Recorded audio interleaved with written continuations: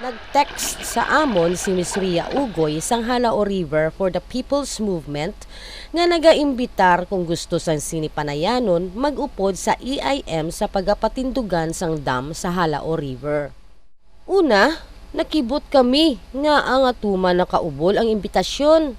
Apang, nangibabaw ang amon prinsipyo nga daloon sa publiko ang halos wala ginasapak sang komersyalisado nga media.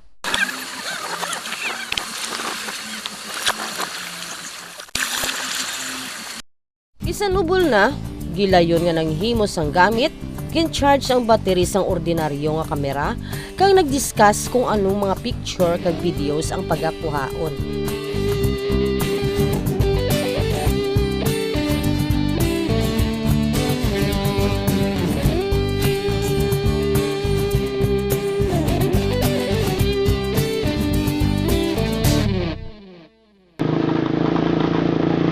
Nalabot namon ang Agkalaga Kalinog, isa sa mga lugar nga masakop sang dam.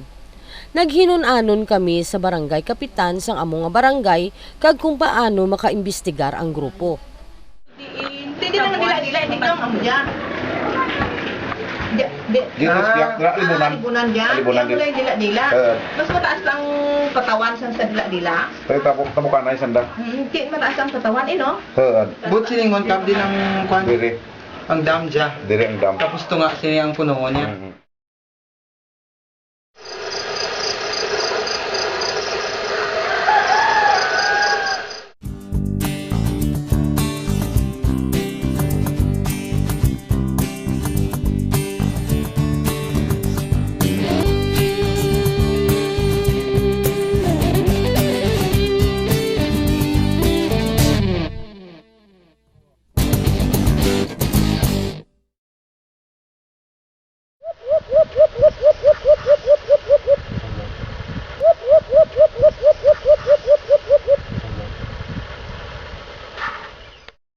Naghinon-anon ang grupo sa mga tumandok agud kuhaan sang ila pagkilala sang duog nga pagapatindugan sang dam.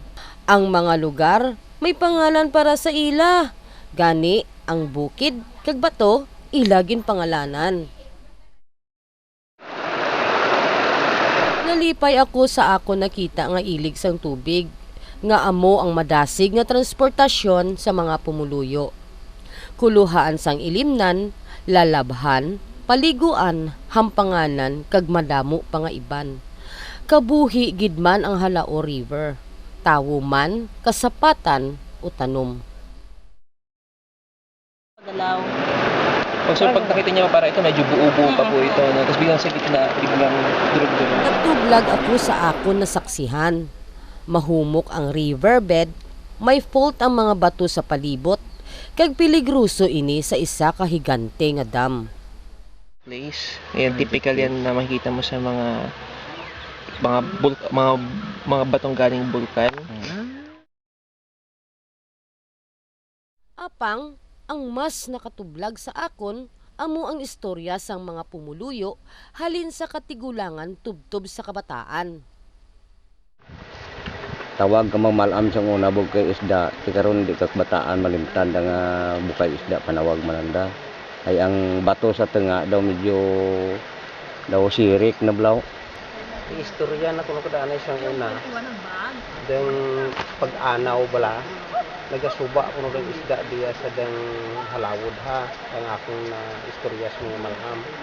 Ang inabutan ka anaw ay wide tubig na himo nga bato. Bilang pagkuan nahubas ang tubig mo. Anaw.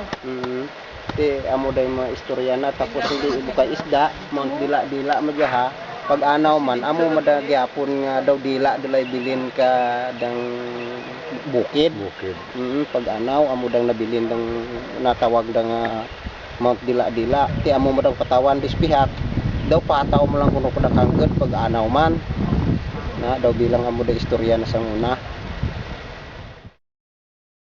Diya buka isda matabunan dito nakatubig diyang buka isda ang diya ay ti patindugan ng dakdamo dura dito na yung mga duna nga palatandaan sa unak mga tawo kaya mo dito na pala pag abot mo dis buka isda pag abot mo na mangkot dahil hindi ka naghalin kuno sa buka isda tikaro ko idot bukay nga isda di paano mo matandaan dahil na sa tubig na lunod ng tubig.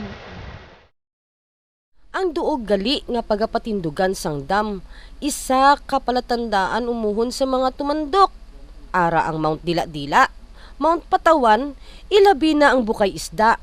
Kabahin gali ini sang wala na sulat nila nga ipiko. Kahibalo ay hansini ang gobernador? Si Senador Drilon. Pabayin na lang si Pinoy, hindi naman ina siya kahibalo magpamati. Kahibalo ay han sila sa mga barangay nga malumos, kag mga bukid nga madula, kag sang madula ang alamat ni bukay isda.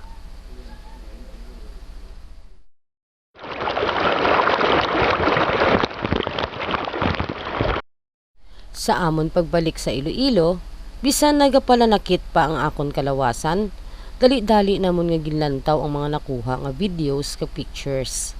Agud madesisyonan kung ano ang pagahimuon.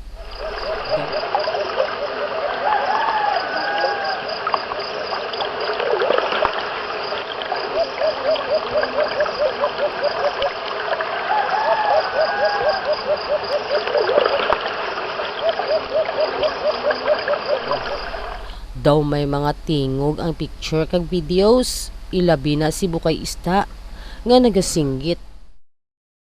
Mabato kami. Di ang tindag trak akong kumuluyo, hindi kita na magpasugot nga tukudan tanakadam ang bukay isda.